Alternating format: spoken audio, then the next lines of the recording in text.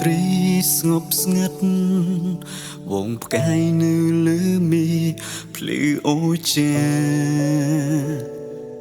ជាសញ្ញាដែលទ្រូនឹងជាងមក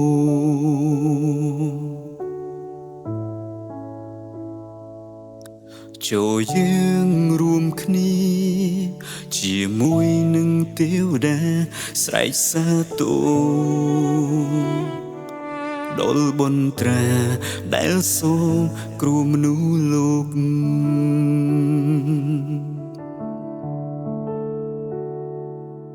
ព្រាត្រីស្ងប់ស្ងាត់វងផ្កាយនៅលើមេភ្លឺអូចាជាសញ្ញាដែលទ្រូនឹងជាងមក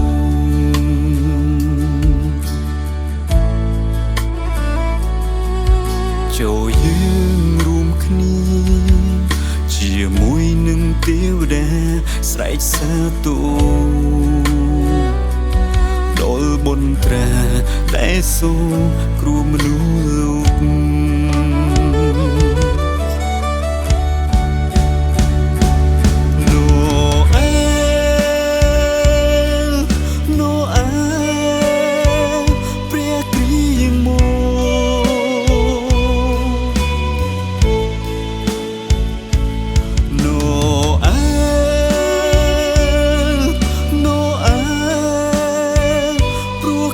ស្រឡាញ់ទ្រូព្រះគ្រីជាព្រះណូអែព្រះគ្រីមក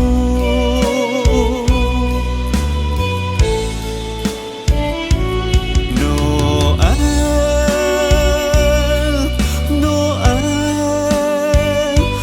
ក្តីស្រឡាញ់ទ្រូព្រះគ្រីជាព្រះ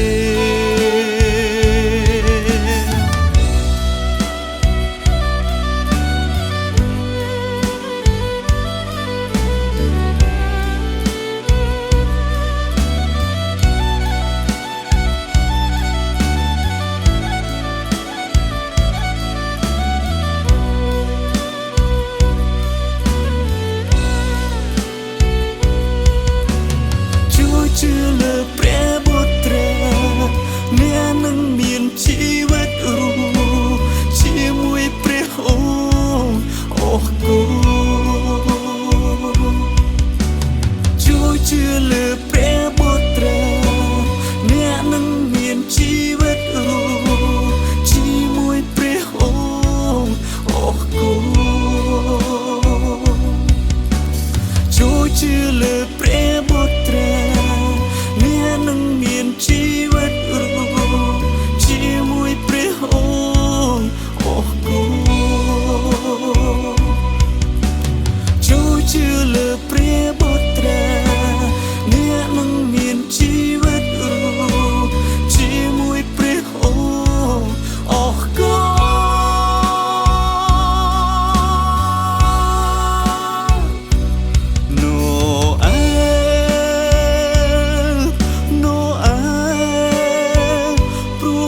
ស្រឡាញ់ទ្រូព្រះគ្រីជាព្រះណូអែព្រះគ្រីមក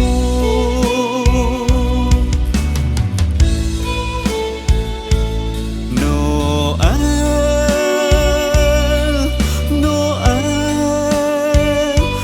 ក្តីស្រឡាញ់ទ្រូព្រះគ្រី